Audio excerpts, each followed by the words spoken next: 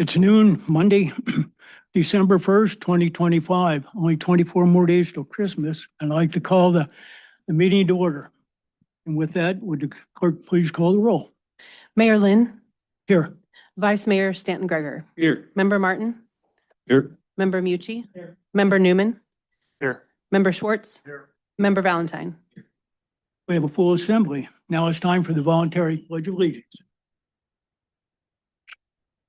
To the flag of the United States of America, and to the republic for which it stands, one nation, under God, indivisible, with liberty.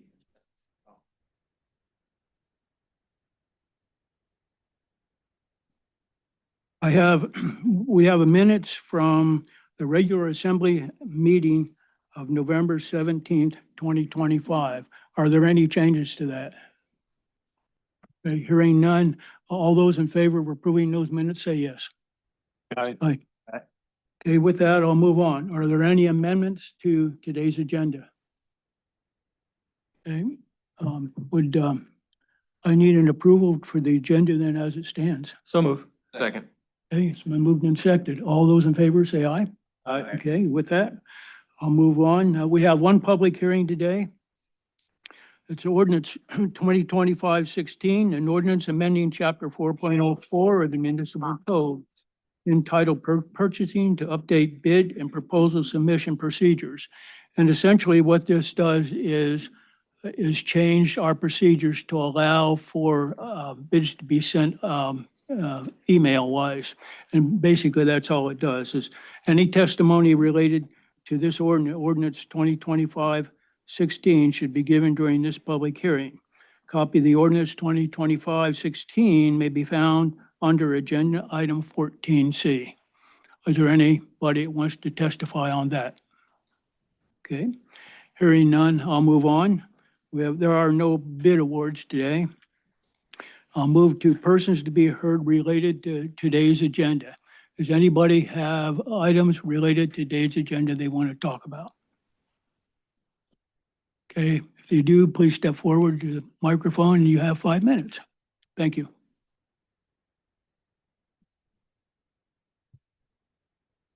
Hello, I'm Becky Turland. Most of you probably know me throughout the community, very active with our community.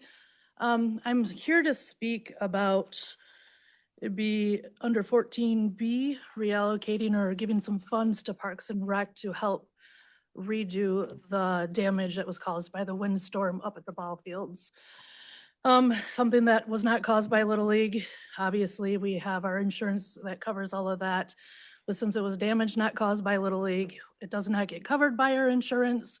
The borough does not have insurance for the facility up there as well. So I'm asking that you allocate the 11 grand roughly to the Parks and Rec budget so we can actually move forward with redoing that. Little League uses the ball fields, the school uses the ball fields for playing ball. They also go up there and do a lot of different activities up there. Youth serving organizations do it. We have our community softball league that goes up there. So it is used really heavily by our community throughout the year. And it's just something that I would hope that the assembly here would vote yes for. And I'm here if you have any questions as well. Thank you. All right, thank you. Is there anybody else that would like to talk to items related to today's agenda? Okay, seeing none, I'm going to move on. Persons to be heard unrelated to the agenda. Is there anybody that wants to talk to all the items, those items? Please come forward, state your name, and you have 5 minutes. Thank you. Thank you. Judy Omer again, about the towers going up around town, just with an update since we were last together. The community gathering we did at the library that same week was well attended, and it included 3 of the assembly members. So a big thank you there. Got a lot more accomplished in terms of the listening and the answering of questions and things like that. There will be another one of those community gatherings tomorrow night at the library, again at 6 o'clock. And of course, you're all very welcome to that. But it's a chance where people can get some of the questions answered and share their fears and their fury and their confusion, and to talk about, what can be done. We know a lot about what's being said about what can't be done. So just trying to look at it in some different ways and support you, the decision makers. We're coordinating with more of the community leaders and other of the towns affected in this same way, sharing what we're finding out about the FCC, the grant, networks, workings, and that kind of thing. There are people that are doing what I call site visits, where they're driving up Mill Road, getting out, looking at what's now a stacked tower. And the visuals and then the speed of how this is being done is pretty horrifying to a lot of people.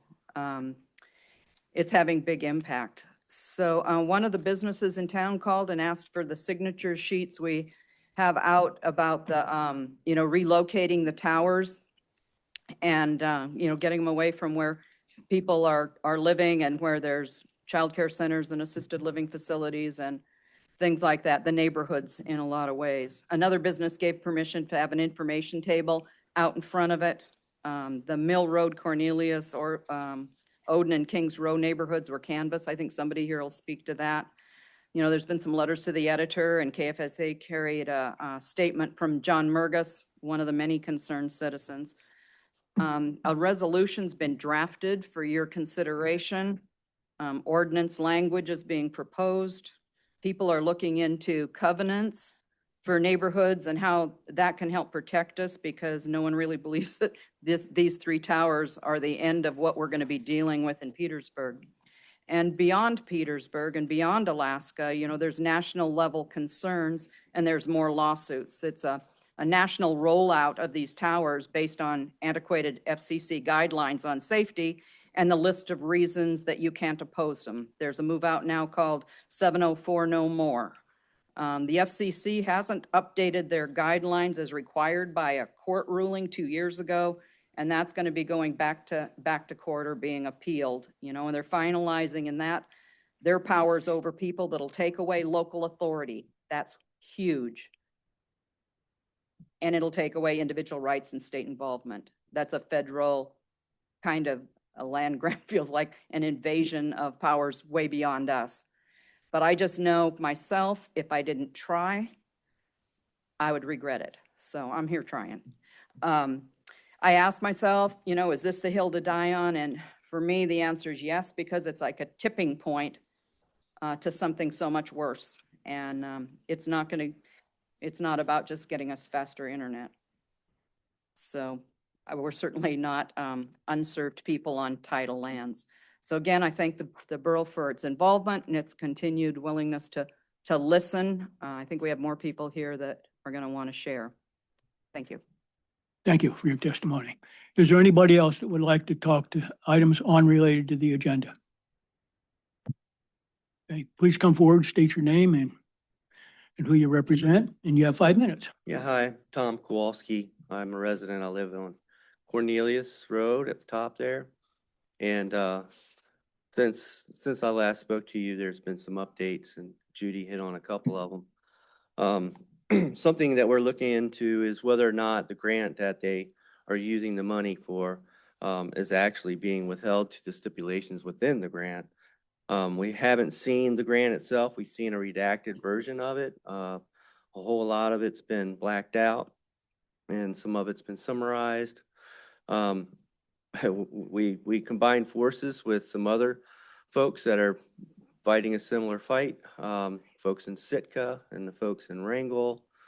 They too, and their legal representation have yet to be able to get their hands on a grant.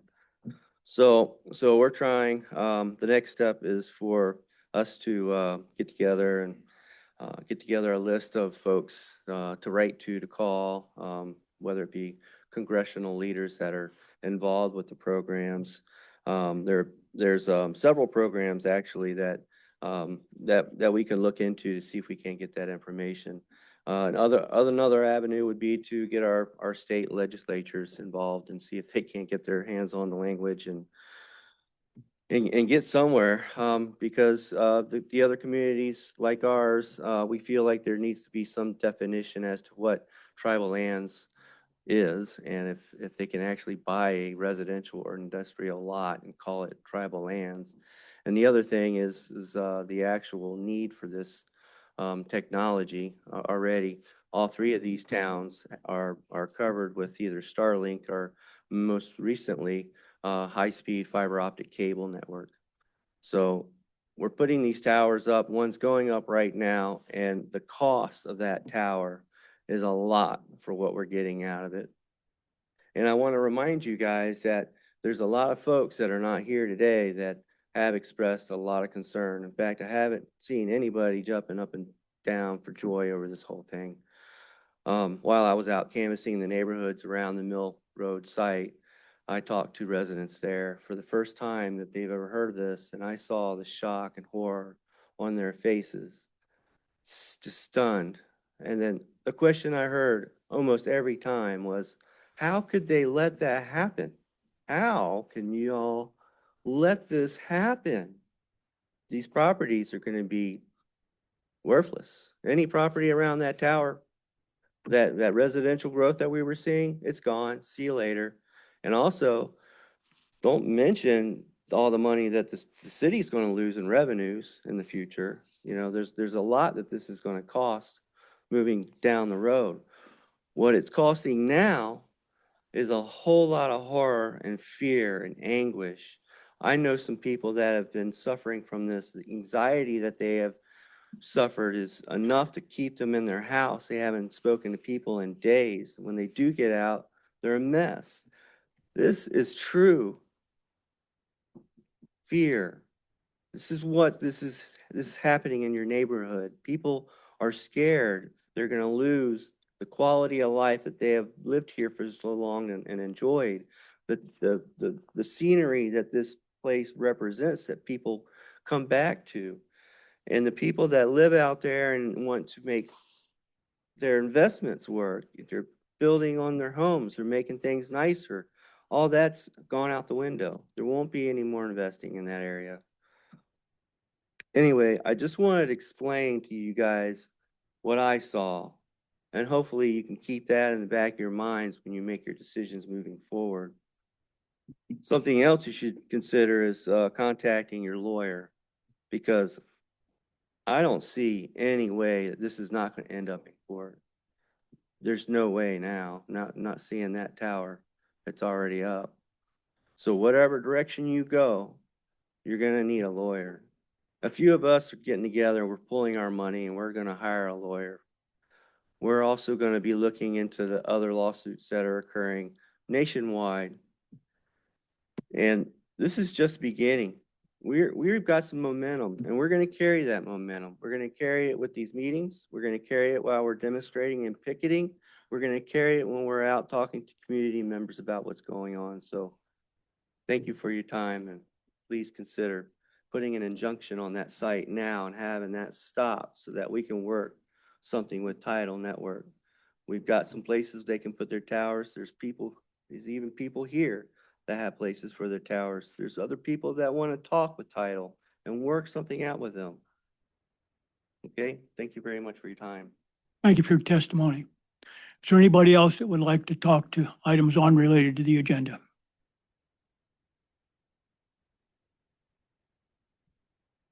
Good afternoon, guys. My name is Paul Dupree. I'm representing myself as well as my family. We live at 211 Mitkoff Highway, about 1,000 feet from the cell tower on Mill Road. I have some catching up to do on the cell tower issue. I wish the community had been informed with plenty of notice to discuss, especially considering it's clear other communities around us like Sitka and Wrangell had the time and decided against it. I'm hopeful at the very least the city will consider working with them to relocate, possibly giving them city land as a bargaining tool. It'd be nice to move the existing tower far, far away from residential housing and high property value areas. It's what's best for the residents of Petersburg, as it's clear the community had no time to react. The amount of opposition shows a clear view of the community's opinions on the issue. Without rectification, this issue will grow, gain traction, and become a bigger issue. Thanks. Thank you for your testimony. Is there anybody else that would like to talk to items unrelated to the agenda? Okay, please come forward, state your name and who you represent.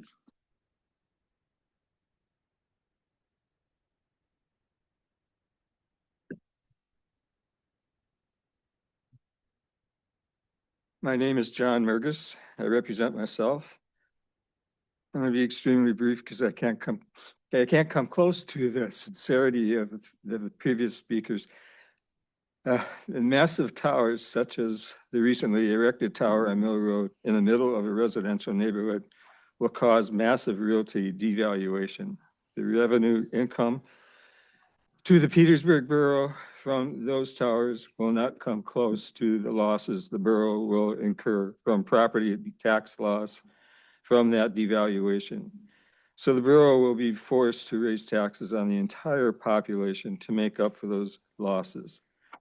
But far more important than the dollars lost is the quality of life that is lost with these towers in residential areas. Nearby residents are stressed, scared about their family home investment. Do not discount the importance of the view from one's home that is so compromised by a massive tower.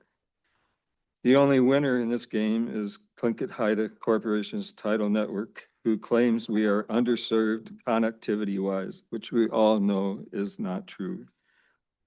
But please put yourselves in our shoes. What would you do? And I don't mean this facetiously or anything else. We all have to work together. And every time I come up here, I'm saying, am I saying the right things? Am I doing the right things? Let us know how we could do better. Thank you. Thank you for your testimony. Anybody else that would like to talk to items unrelated to the agenda? Okay.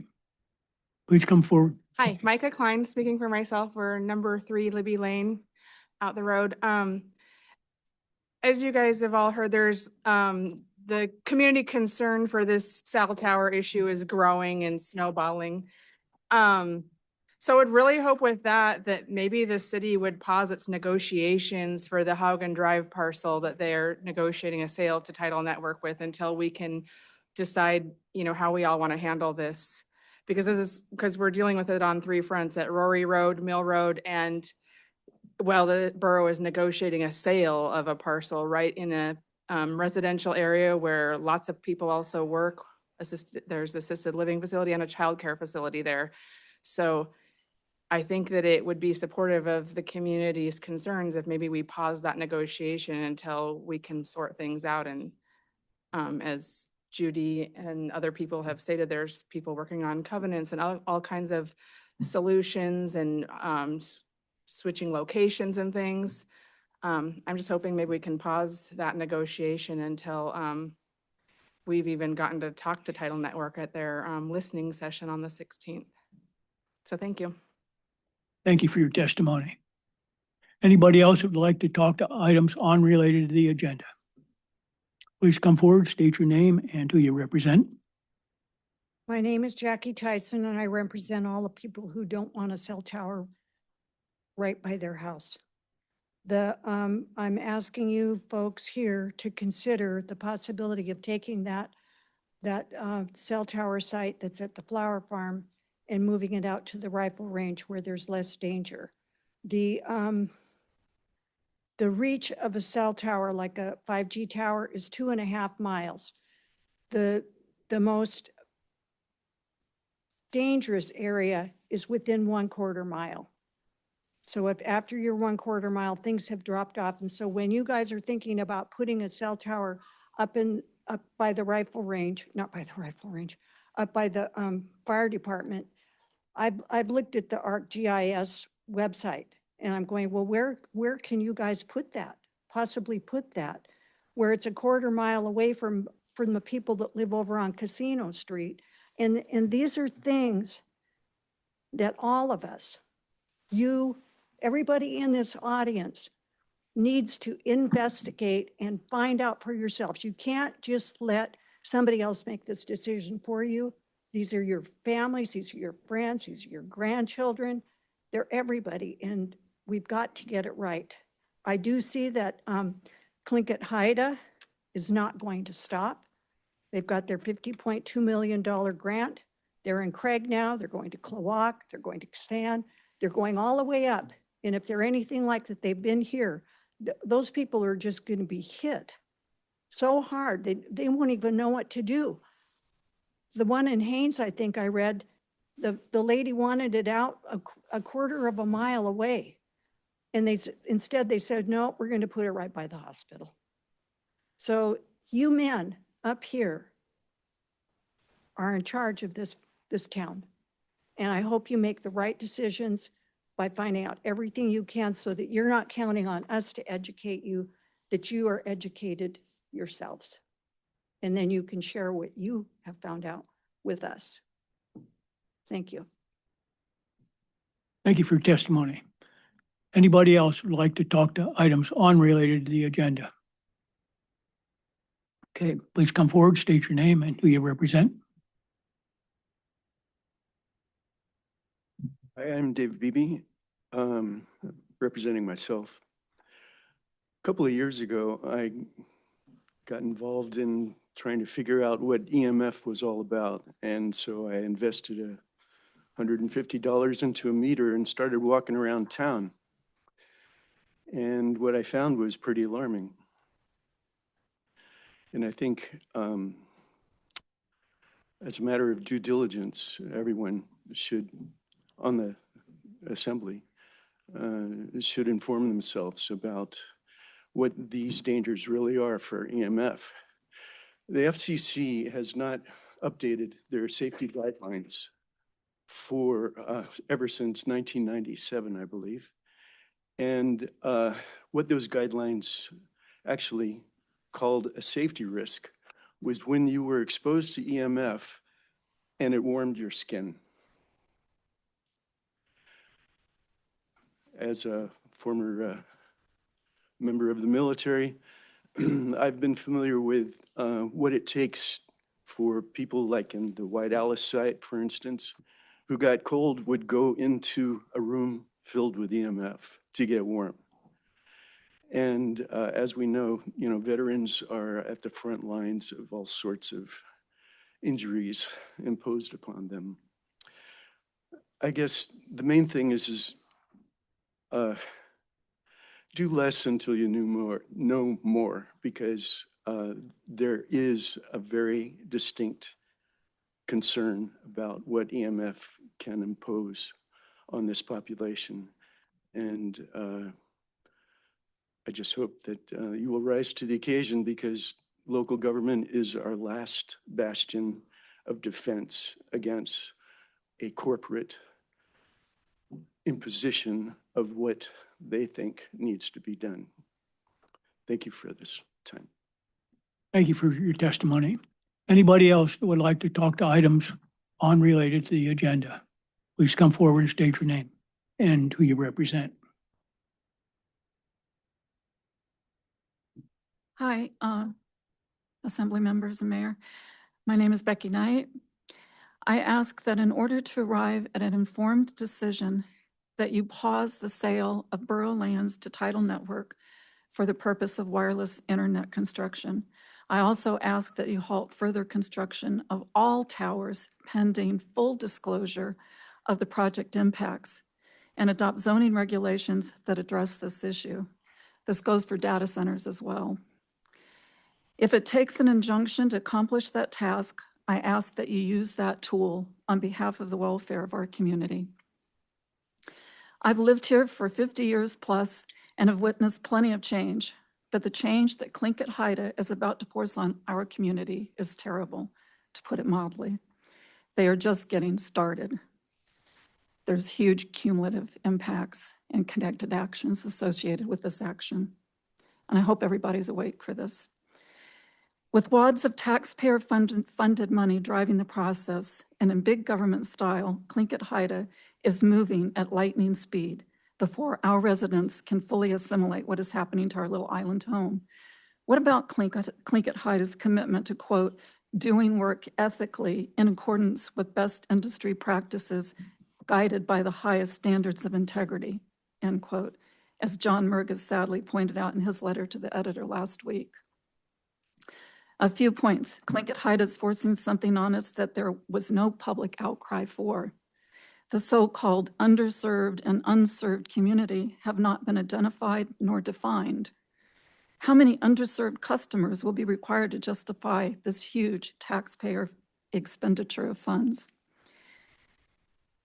EMF emitting towers will be located directly near residents. Property values, peace, and privacy will be invaded.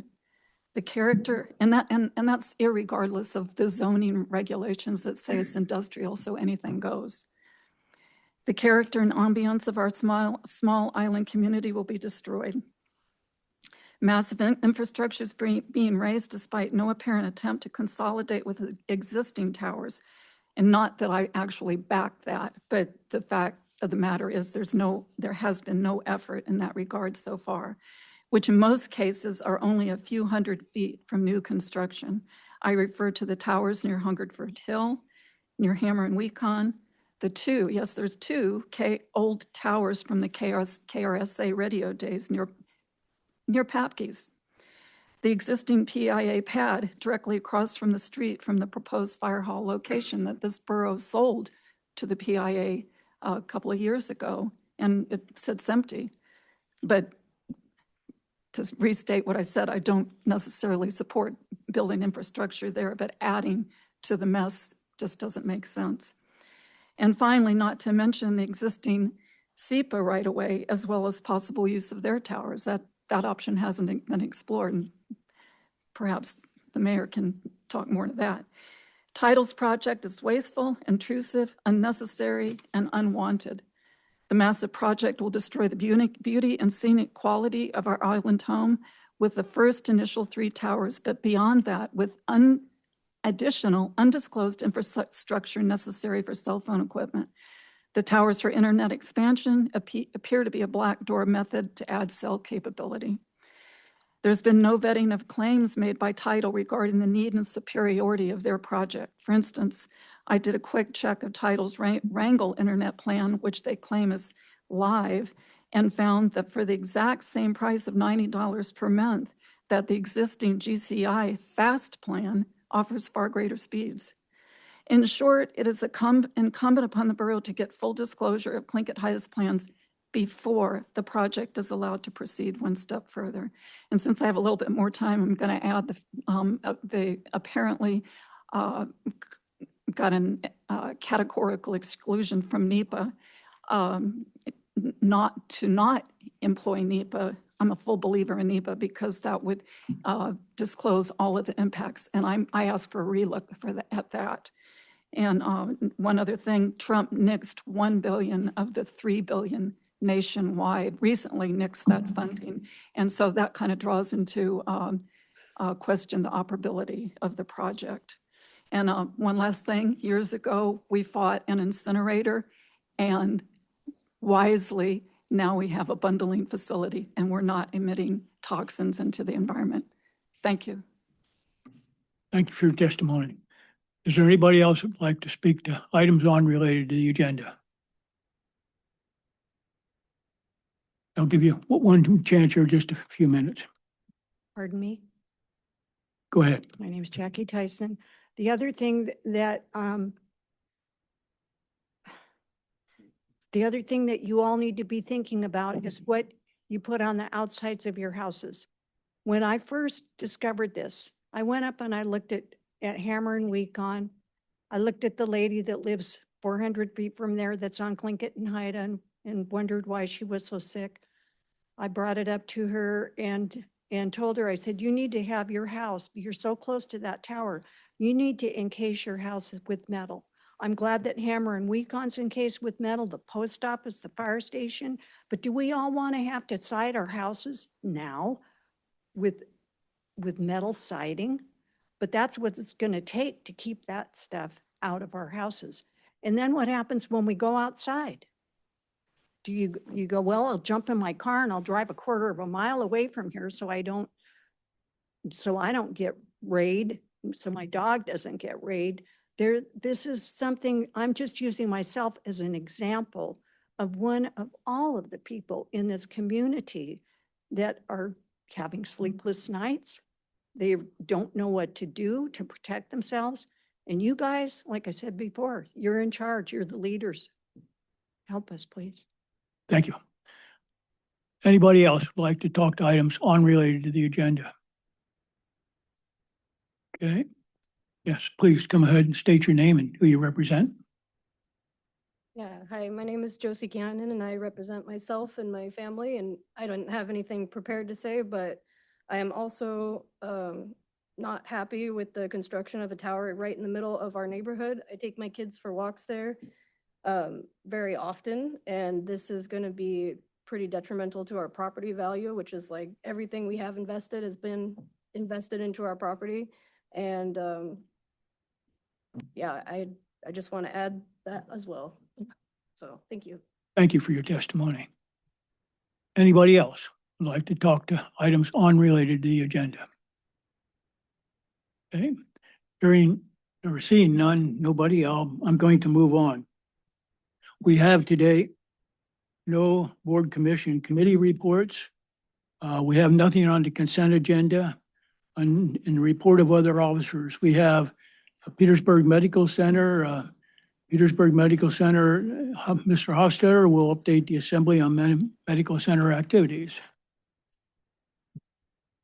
Hi, good afternoon. Phil Hofstadter, Petersburg Medical Center CEO. I submitted my report. I don't have much to update from last time, other than thank the assembly for having Senator Sullivan present the last assembly meeting, and for Mayor Lynn and Assemblymember Martin to coordinate and attend the follow-up meeting the next day with staffers. Not much new information was at that meeting, just a lot of the similar information presented. We're still pending on the healthcare transformation funds and waiting for that to be approved by CMS at the end of December, and that was submitted, and that has a pretty significant, could have a significant impact funding on the positive side related to how that rolls through the state. So more information on it to come. And lastly, the thing I would probably want to have the assembly evaluate is the date for the work session for between the hospital board and the assembly. Maybe, I think last year was at the end of January, early February. I can't remember, somewhere along those lines. I'll be asking the board this Thursday about that as well. Good. Thank you. Is there any questions from the assembly? Member Mucci. Yeah, thank you, Mr. Mayor. Can you just give us an update on where the MRI is and? Still waiting on the state. Okay. Updates, yeah. Again, a certificate of need is that regulatory process, and that's still pending. Great. So we can't do anything until the state stamps that, yeah. Thank you. I'll be the first to tell you as soon as it comes online. Okay. Yeah. Thank you. Thank you. Other questions from the assembly? Seeing none. Thanks, Phil. Thanks. Okay. We also have an update from Ranger Case.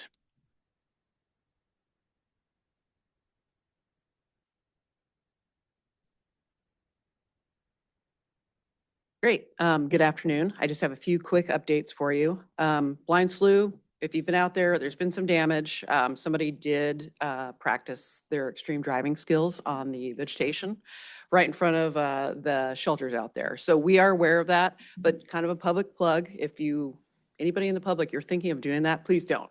That gets a lot of use throughout the year as the holidays come on. Folks are going to be using that. It's pretty muddy right now due to the damage from folks driving on it.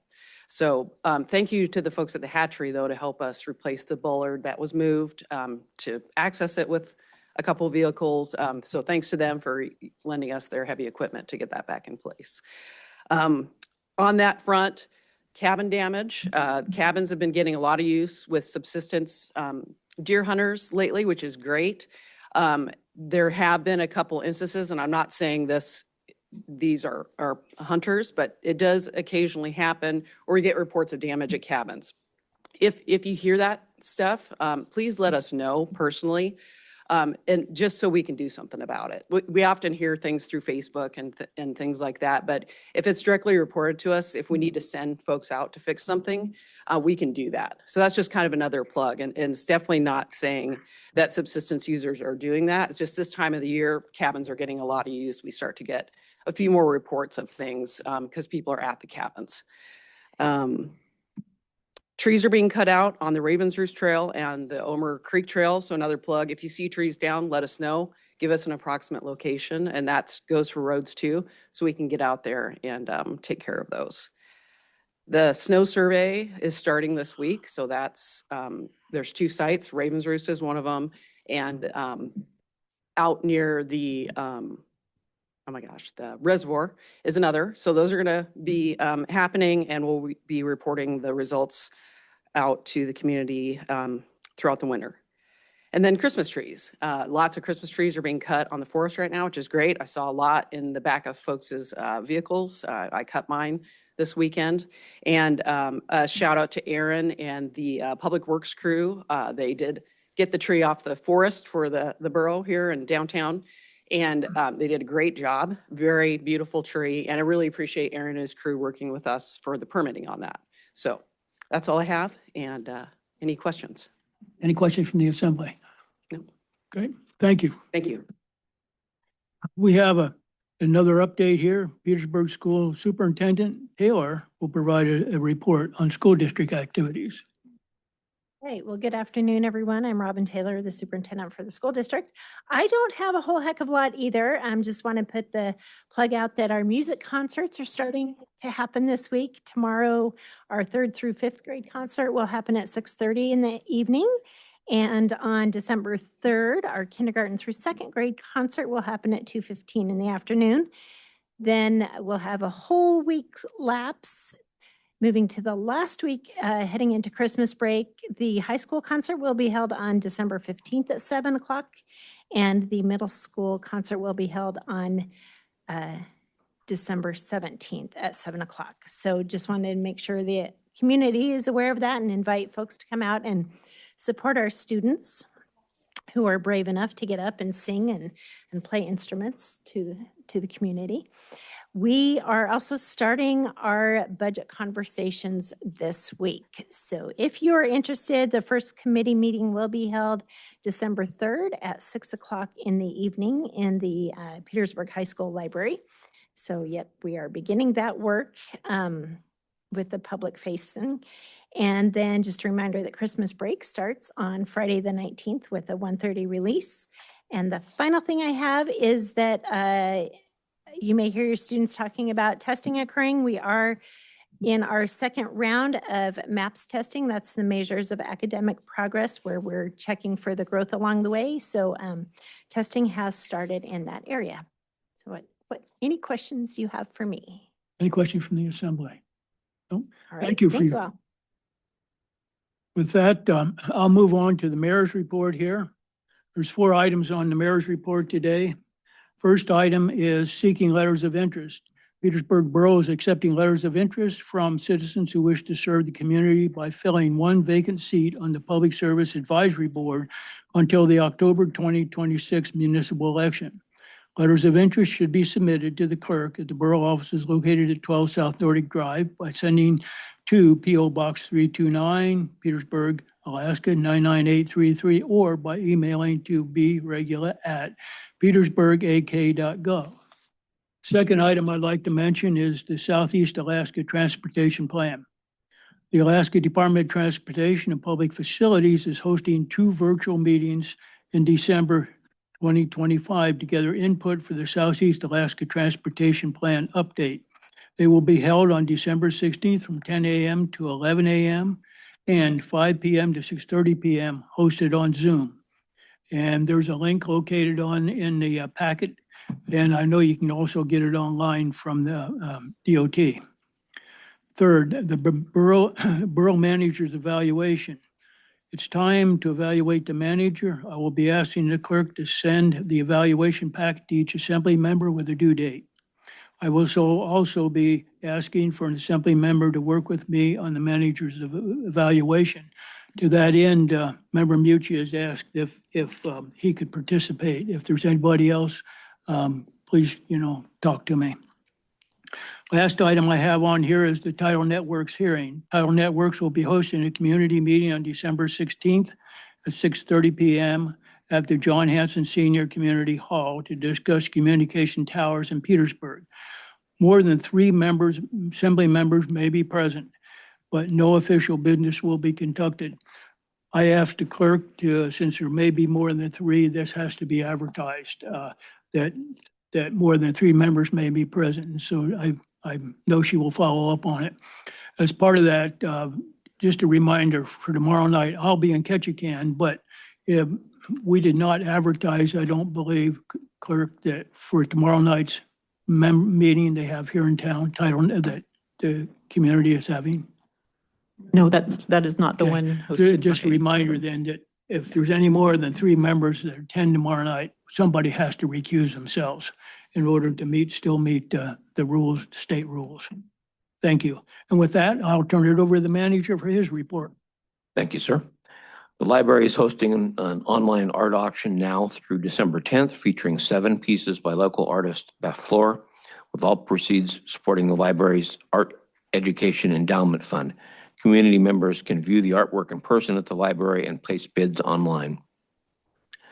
The negotiations with American Cruise Lines for a sales contract for property adjacent to the Petro and U.S. Coast Guard leases has been canceled pursuant to ACL's request. They've asked to move forward with leasing the property from Petersburg Borough. Staff and I will continue to work with ACL in developing the terms of such lease and will seek assembly approval when appropriate. Power and Light staff have been working through our normal year-end, end-of-year reporting requirements to FERC.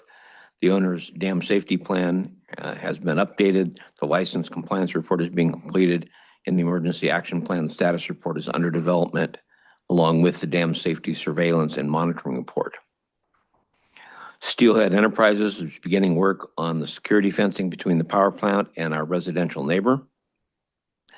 Our line crew continues to support the Pump Station 4 project as needed.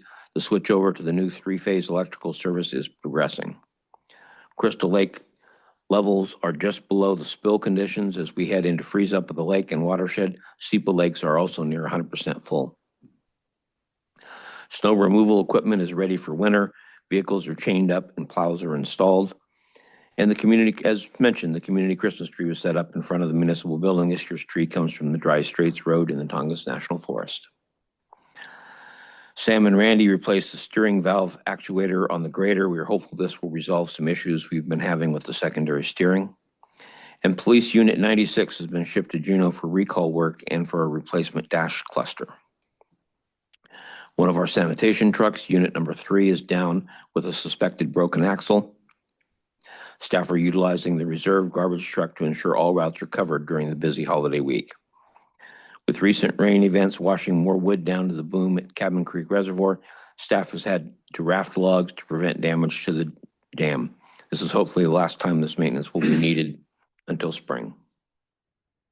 On the Pump Station 4 and Force Main project upgrade, installation of the electrical control system is ongoing and coming along nicely despite a few minor issues. Rock and Road has brought a generator on site for testing and programming of the transfer switches, and the water main relocation on Sandy Beach will be completed this week. Siding and roofing is being installed. All public works staff is now American Red Cross CPR first aid certified. Thank you to Aaron Hankins and the volunteer fire department for providing this training. Notice to proceed has been sent to Western Dock and Bridge for the Banana Point Breakwater Improvement Project. And the fire department will host an initial EMT 1 class from January 25th to March 16th. Class runs all day, Sunday 8 through 5, and Monday, Wednesday, and Friday nights from 6 to 10. Class is free for people who sign up to volunteer. If interested, please email Aaron at ahankins@petersburgak.gov. Looks like the general fund surplus from last year was $431,000. This will be enough to finish off fixing the Aquatic Center project. I expect to request the Assembly to approve moving the needed surplus into the Aquatic Center capital project once I review this with Jody when she gets back off her holiday. The general fund's unassigned balance is a little over $7.4 million. 4 to 6 months of our operating expense, which is our target, is between 4.1 and 6.2. So we've got some room to fund the sewer project. Again, I want to speak to Jody when she gets back so we have that clear. Reminder to boat owners. The good news in the general fund, but we continue to have some challenges at assisted living. It's currently in debt to the general fund by $457,000 for operating costs. This is an accumulation over the past several years as they generally performing the red. We're continuing to look at ways to see if we can do something about that, but it is a challenge. Reminder to boat owners, harbor staff will be monitoring floats of clutter to make way for winter snow removal. Extension cords should be tucked tight against the bull rail or risk getting caught by snow removal equipment. Also, boat owners should call the harbor office with boat watching information as vessel owners start to travel out of town. And the harbor does appreciate the assistance from Public Work crew for their efficient and quick demo and support of the latest derelict vessel. Harbor staff were happy to assist Public Works with securing the last Banana Point breakwater boom, which decided to float away again. It was the last piece. They were able to just tie it up, and that project can't happen soon enough. Huge thank you to the many volunteer coaches for our youth basketball season and our tournament with Wrangell. We had a great season with 119 players. Parks and Rec volleyball registration opens December 15th. Get your 3rd through 8th grade kids registered online or come into the facility for assistance. Join us for our Jingle and Mingle on Saturday, December 6th from 4 to 6 at Sandy Beach Park. Santa, food, s'mores, games, playground fun, and Commodore. Hosted by Parks and Rec Police Department, Library, Public Works, and the Volunteer Fire Department with donations from local businesses. Firewood donations are accepted at Parks and Rec until 10 a.m. that day. Alaska Energy Engineering is in the process of finishing an energy audit for the community center using funds secured by a grant from the Department of Energy. And that's it. No further questions. Thank you. Any questions for the manager? Member Mucci. Yeah, thank you, Mr. Mayor. Under the assisted living general fund debt of 457 for operating costs, what are operating costs? Is that like heating and? Everything. Everything. Payroll, benefits, basically everything. So assisted living, I think we said this before, loses money. And it's, we've done many things trying to kind of reverse that trend. But invariably what ends up happening is the budget gets to a point where it's that much that they've borrowed from the general fund that the auditor makes us pay it back.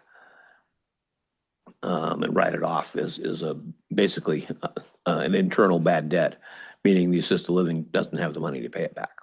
So, Thank Other you. questions? Thank you. I have a question along those lines. Do we have any feel yet for the changes from the big beautiful bill of what that, and particularly related to Medicare and Medicaid, what that might do to us? I can speak kind of a little bit, but nothing's firmed up yet. So Medicare is not really the issue up there. It is Medicaid. Many of the residents are on Medicaid. What we have seen is massive delays in getting people signed up. So it's not that the payments have stopped. It's just that it seems to be a staffing issue with Medicaid, meaning, at the state level, because that's who's Medicaid is given from the federal government to the state, and the state allocates it out. So we're dealing with people at the state level that are supposed to handle applications for people who are trying to get Medicaid certified. And it's seemingly taking much longer than it used to. I can't blame it on anything other than we know that's what's happening. Okay, thank you. With that, I'll move on to unfinished business. We have ordinance 2025-14, an ordinance amending the official zoning map for Service Area 1 of the Petersburg Borough to 1, rezone with a condition precedent government lot 21 from open space recreational to single-family mobile home, and 2, to rezone Lot 4, Block A, Skylark 2 subdivision, plot number 90-414, from single-family residential to open space, recreational, and government lot 13 from public use to open space. Recreational, this is the third reading. If adopted on the 3 readings, ordinance 2025-14 will rezone the above parcels in connection with the sale of government lot 21 to Skylark Park LLC under Resolution 2025-20. The rezoning in the government lot 21 is to allow for planned development. The rezoning of lot 4 and government lot 13 is to create open recreational space adjacent to the planned development. The condition precedent to the rezone of Lot 21 is the completion of the sale to Skylark Park LLC. If the sale is not timely completed, Government Lot 21 will maintain its current zoning. Do I have a motion to approve this rezone? So moved. Second. Okay, been moved by member Stanton Greger, second by member Schwartz. Discussion. Seeing none, would the clerk please call the roll? Member Newman, Yes. Mayor Lynn, Yes. Member Mucci, Yes. Member Schwartz, Yes. Member Valentine, Yes. Member Martin, Yes. Vice Mayor Stanton Greger. Yes. Okay, that passes unanimously. I'll move on from there to ordinance 2025-15. An ordinance of the Petersburg Borough adjusting the fiscal year 2026 budget for known changes. This is the third reading. If approved in 3 readings, this supplemental budget would make changes to the following funds. And I'll go through these fairly quickly. Close out Fund 745, auto meter reading capital project by transferring the remaining $15,901.75 to Fund 763, the Electric Grid Resiliency Capital Project Fund. Budget $78,000 in revenue from PIA for the Banana Point Breakwater Improvement Project per Resolution 2025-21. Budget $66,000 for engineering expenses in the wastewater fund, not to exceed $66,000 for time and material to prepare bid-ready documents for repairs to the outfall pipe in Frederick Sound. Budget $25,000 in wastewater fund to purchase 1 replacement variable frequency drive due to failure of the existing unit at Pump Station 5 and rebuild the 2 failed variable frequency drives to service as backups for future operational use. Budget $195,000 in expenses for new light poles for the downtown street light capital project. $195,000 in cash is already reserved in the capital project fund for this purpose. And last, budget $11,000 from the PNR repair and maintenance funds to repair a bleacher roof and dugout at the Mort Fryer Ball Field that was damaged by a windstorm on September 26, 2025. Do I have a motion to approve these changes? So moved. Second. It's been moved by member Mucci, seconded by member Valentine. Member Mucci. Yeah, thank you, Mr. Mayor. Just a couple things. Under the wastewater outfall repair, is the amount we're looking at 66 or 61? It's 66 that was amended in the first reading. The first proposal that we received did not include bid-ready documents, and that budget increased by $5,000 to receive those documents. Thank you.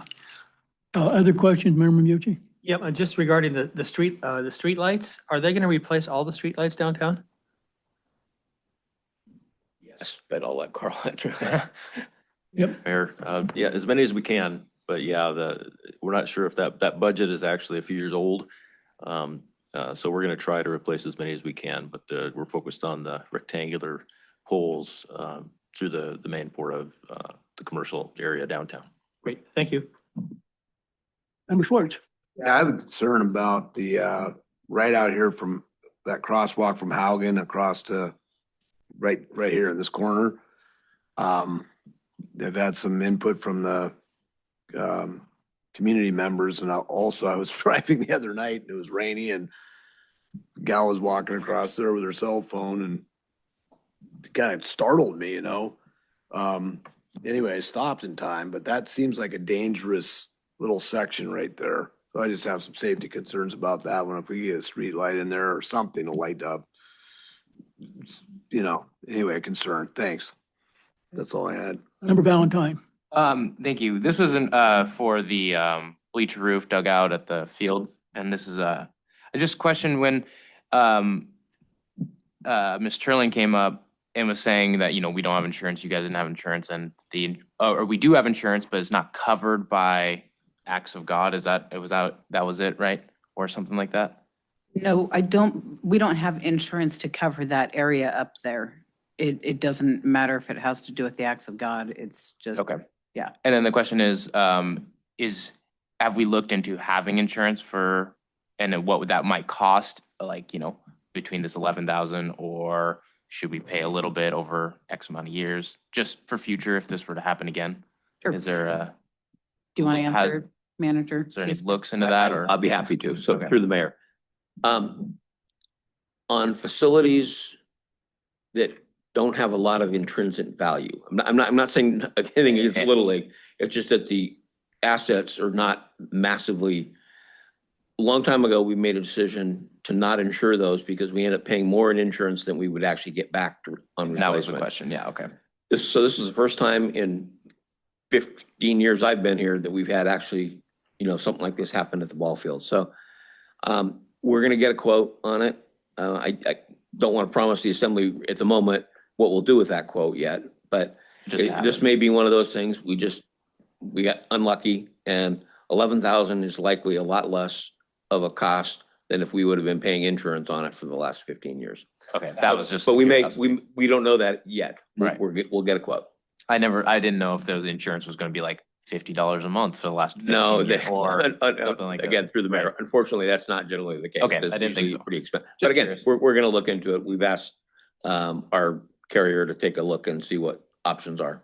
Okay, thank you. George? Yeah, I walked by there this morning. It looks like they're already shorted up. Maybe I wasn't worried about it falling down on me. Yeah, I gave it a right. little room a Yeah. month ago, but looks like it's a little sturdier now, so. Other questions from the assembly? Would the clerk please call the roll? Vice Mayor Stanton Greger, Yes. Member Martin, Member Valentine, Yes. Member Newman, Member Schwartz, Yes. Member Mucci, Yes. Mayor Lynn. Yes. And that passes unanimously. Moving on to the next item on there is item 2025-16, an ordinance amending chapter 4.04 of the municipal code entitled Purchasing to update bid and proposal submission procedures, second reading. If approved in three readings, ordinance 2025-16 will amend chapter 4.04 of the municipal code to modernize and clarify the borough's purchasing requirements by allowing electronic submission of responses to invitations to bids and requests for proposals. Ordinance 2025-16 was unanimously approved in the first reading. Do I have a motion to approve this change? So moved. Second. Okay, it's been approved by Member Valentine, seconded by Member Mucci. Questions from the assembly? Member Mucci? Sure, maybe, I know we talked about it at the last meeting, but maybe if we could get city staff to kind of give us a brief history for the folks at home about why we're doing this, would be helpful to me. Thank you. Think we got the managers? Well, go ahead. What was your question again? Why are we doing this? I mean, is this just the new way that we're doing business, or is this, Okay, it's, Carl and Aaron, jump in if I mess this up.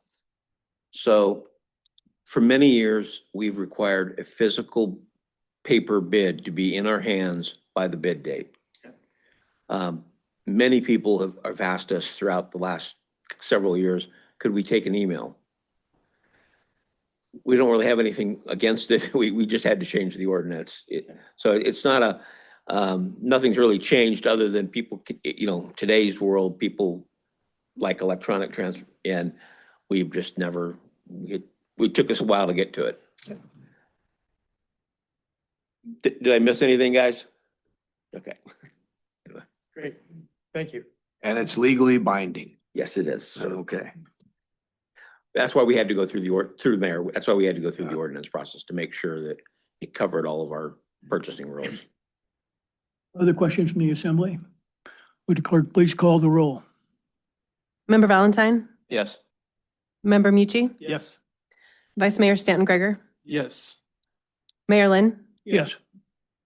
Member Newman, Yes. Member Schwartz, Yes. Member Martin. Yes. Yep, thank you. And that passes unanimously on the second reading. We have one item under new business, approval of Scow Bay Generator Number 2 design build contract with Dawson Construction, Inc. The assembly unanimously approved a contract award to Dawson Construction at the October 6, 2025 meeting. The final format of the subject contract has been negotiated and is attached to the packet for the final approval by the Assembly. Do I have a motion to approve the Scal Bay generator contract? So moved. Okay, it's been moved by Member Stanton Gregor, second by Member Mucci. Member Stanton Gregor. Thank you, Mr. Mayor. Obviously, I'll be voting yes on this. This is a very important piece of critical infrastructure. I just wanted to thank Carl for the novel length write-up you got on it. I appreciate your attention to detail. And for those listening at home, I'm not really being dramatic. It's very thorough.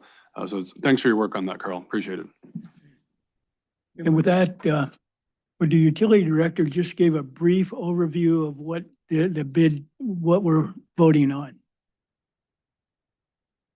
I won't read the 110 pages or whatever is in the packet. Sorry about that.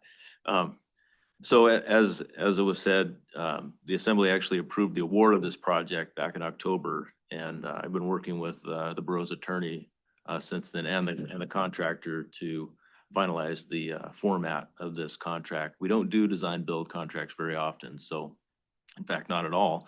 So we had to kind of start from scratch and work our way through the language. It does, this contract does maintain the pricing that was provided in the contractor's proposal in September. Allows for phase one services, which is basically the engineering of the project. They will basically put that design on paper, develop specifications and construction documents, and they'll take those and they'll give us a construction estimate, what it'll cost them to build that project. And then they'll come back to the borough with a price amendment for the construction. That amendment will come before the borough assembly for approval before we move on and start construction. Thank you. Questions from the Assembly? Okay, seeing none. Would the clerk please call the roll? Vice Mayor Stanton Gregor, Yes. Member Mucci, Yes.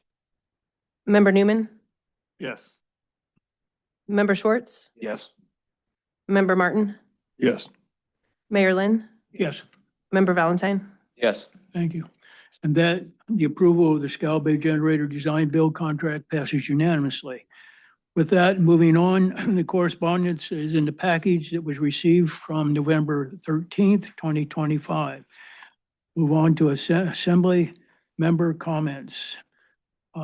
Any Assembly members have comments? Member Schwartz. I have a question. I was planning on attending the meeting tomorrow night at the library. I don't want to recuse myself. I don't know what it takes to advertise to, if 4 of us show up or 3 to go. What's the? We can't at this point, if I may, Mr. Mayor. It's too late. Correct. Too late. Yep, and just like, for those listening at home, I did attend the last cell tower meeting following last week with Member Mucci and Member Schwartz. For myself, I just decided that if a 4th one walked in, I would just bounce. So it's up to, the rules are incumbent upon us to notice it and remove ourselves, make a decision on who leaves.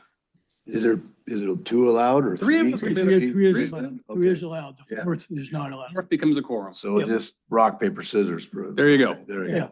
Mr. Mayor, okay. just to add some Go ahead. to this, if it's okay. Our attorney hates 3 of you going to a meeting because the risk becomes an issue of one of you talking to somebody else on an email or a telephone call, which is basically a rolling quorum, which goes to 4 really fast. So she's always told us to kind of keep it to 2. Vice Mayor Stanton Gregor is correct. It's really, any violation is over 3, but run the risk of, if one of the 3, or you get a phone call from somebody else on the assembly and talk about that issue on the phone, it can look bad at that point. So I highly recommend keep it, if it's 3, keep it at 3 and don't risk going over that, or don't talk to anybody else about it. I'll be attending the Silver Bay Christmas party, just so everybody knows. And I'm not going to recuse myself, so. Member Valentine. Thank you. I feel like in regards to the Tidal Network thing, and there's more and more people that show up, and of course they have their own opinions, which they're allowed to speak. I feel like a lot of them wait for us to like talk back with them. I don't know if it's possible, maybe at one of our next meetings, to maybe remind them that our time to speak is kind of towards the end, because now they're all gone. And of course, we could still address many of their concerns now, but I feel like a lot of them wait immediately following, like eager to do so. And then sometimes I feel like that goes, and the outlook of it like looks like we're not responding on purpose. And maybe we can just remind them that when we speak is usually towards the end, regarding their concerns, so that they know that we're not just ignoring them, and we're not responding, I guess.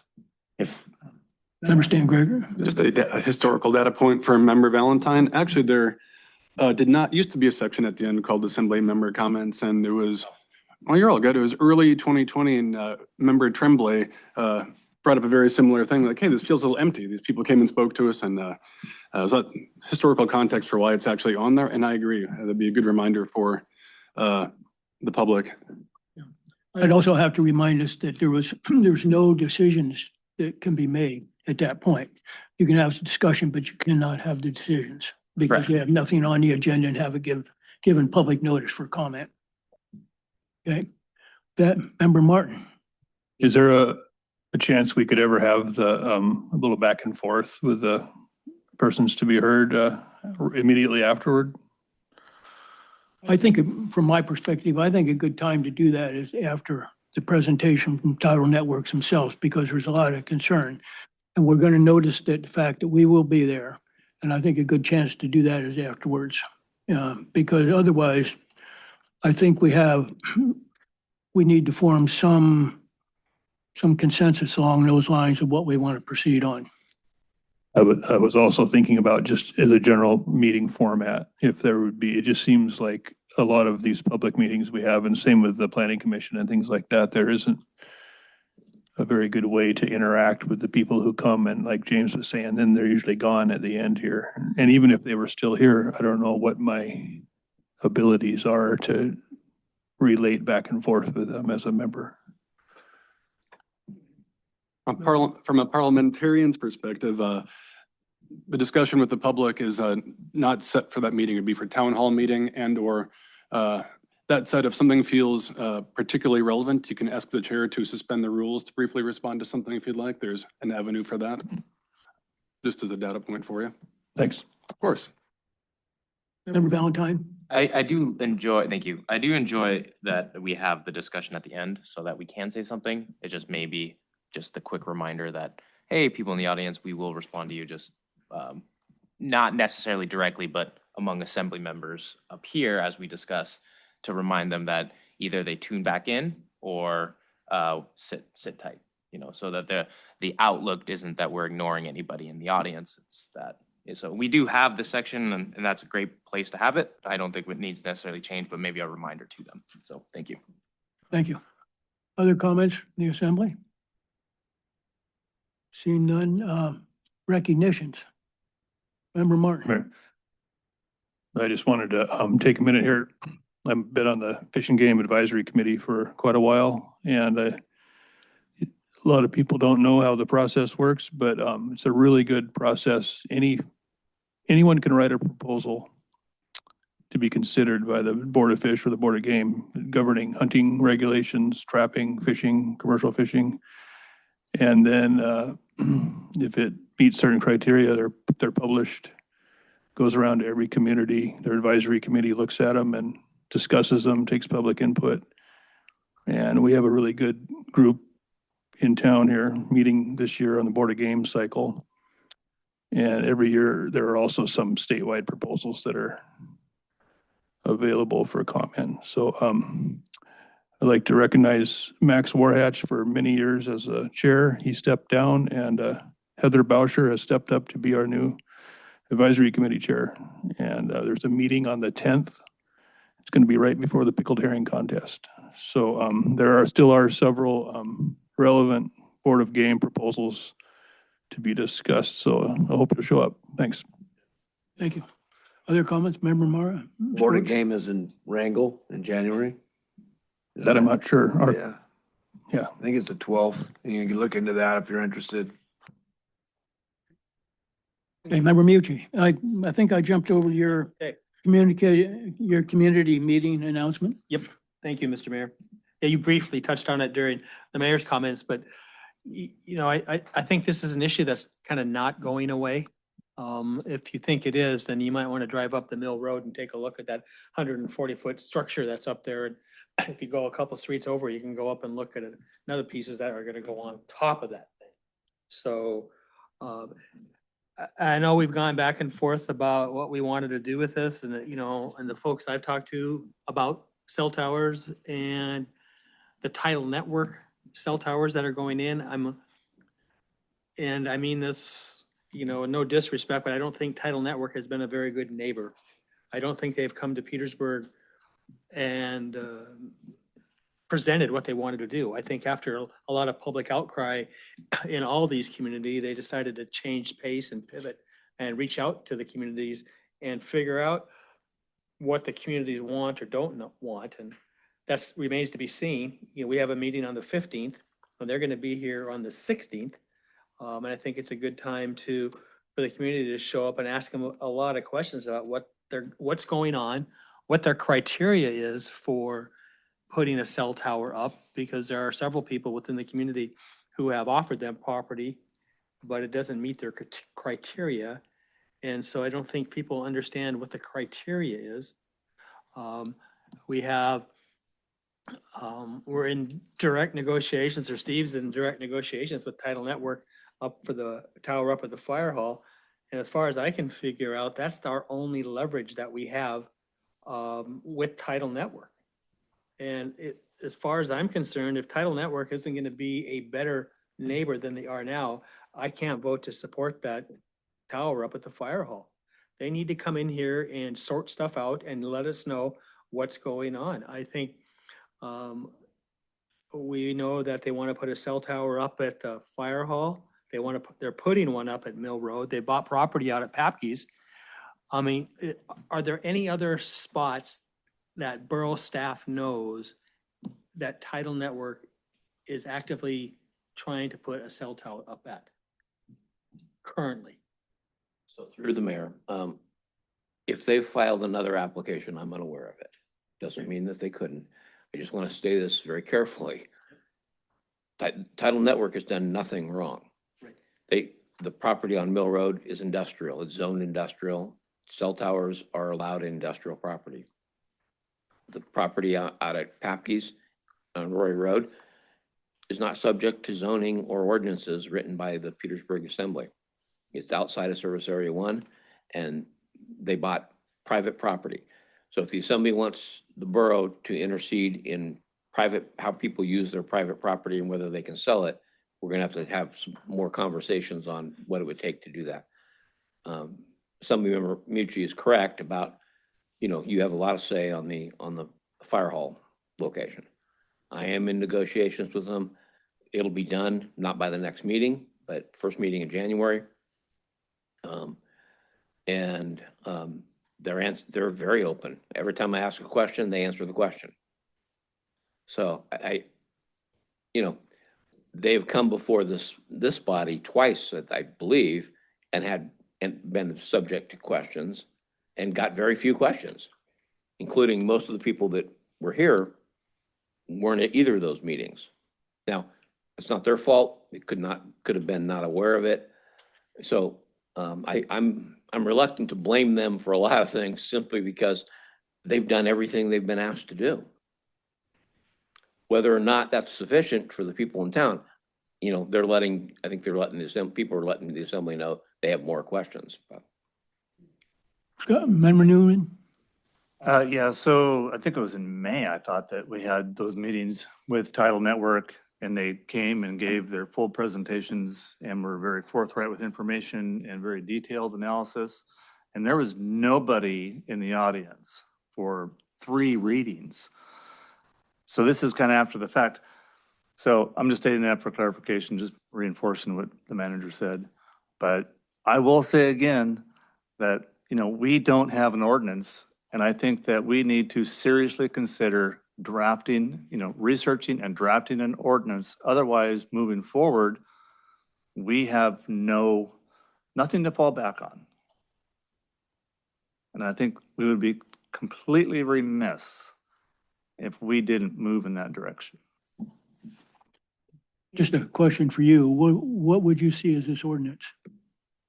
Oh, I think we need to research what other communities have done, and we need to get into the nuts and bolts of it to figure out how we are going to move forward with the concerns that are being presented and how this might potentially dovetail into a course of action for us. Member Stanton Graver? Thank you, Mr. Mayor. Yeah, I definitely want to echo Member Newman's thoughts on that. I think having a bigger, longer range plan as to how we want this to look is critically important. In terms of the Title Network meeting announcement, I respectfully disagree with Member Mucci. I think they have actually tried to be good neighbors, whether that's taken that way or not. As far like the manager said, they've done nothing wrong. They've checked every box. Whether I like their project or not is irrelevant for me in this seat.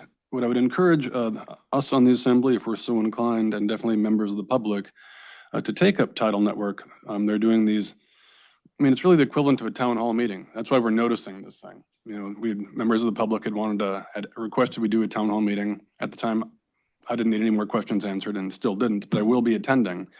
So that's an opportunity for any of us on the Assembly to ask some of our questions we have of them. And it sounds like they're ready to avail themselves to the public. So I would highly encourage any of those who are here today in the audience, listening at home, who have concerns over this, take them up on the offer. They're going to be there. So December 16th, 6:30 p.m., John Jansen Senior Community Hall. Not to belabor the point, I really hope people choose to engage in that dialogue. Thank you. Okay, thank you. Member Schwartz? Yeah, I'm trying to figure out the good neighbor, not so good neighbor thing. But I did encourage, because it was a long couple weeks, couple 10-hour days on the phone and in the hardware store and everything else. I said, I encourage you to reach out to Title, email, phone calls, and let's see if they're going to be good neighbors or not. Are they going to listen? Because obviously there's concern and it's growing. And, I'm not an expert, but I think the entire political spectrum was represented across the board. And if there were 15 people here, you know how many people are out there. We know how many people show up. And there's an awful lot of concern about this. And just like Jeff says, it's not going away. But also like Steve and Jay, they haven't done anything wrong. So here we are. But it is a pickle. It's a bit of a pickle we're in. And we got to navigate it.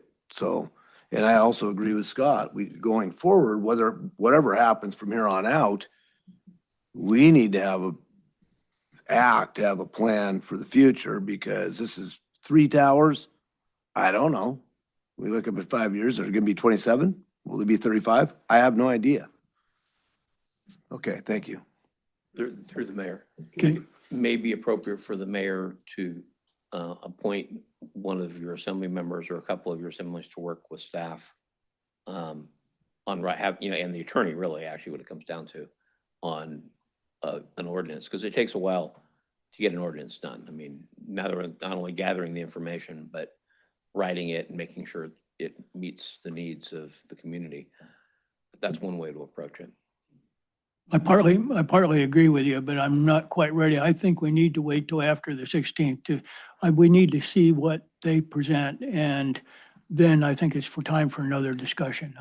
And then proceed from there. And yes, you're right. I wanted to make If sure we we wanted- knew the process. Yeah, I agree with you that if at that point in time, we also then need to look at it from the standpoint of what we can do too as part of that ordinance. And I know that Liz has done some work on some ordinance in the past, so we aren't starting, I would say, from scratch. Other comments? Member Mucci? Yeah, thank you, Mr. Mayor.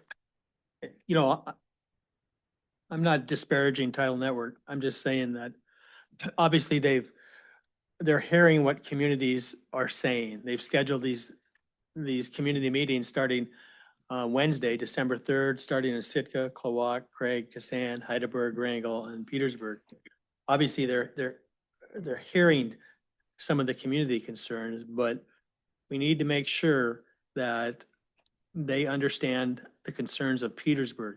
I think one of the big things about these meetings that start on the 3rd is that'll give us an opportunity to zoom into one of those meetings and understand what they're telling these communities. Because I imagine the presentations are going to be somewhat specific to the town, but for their overall plan for Southeast, if you look at their website, it talks about bringing broadband internet service to tribal members and communities. So we need to make sure that we understand what they're planning to do in Petersburg. Back to the ordinance, I know members of the group that are working to stop or slow this thing down is they're interested in working on the ordinance to kind of make it more narrow focus on cell towers and try and figure out when these ordinances were originally put together, they didn't have cell phones. So this is like the first of a few probably ordinance that are out there. You know, you hear people mention data centers and stuff, and I think we need to address at this point cell towers. And I'd be happy to work on that after we hear from Title Network, but I'm really interested to hear what they have to say and what they bring to the community. So thank you for your Thank time. you. Other comments from the assembly?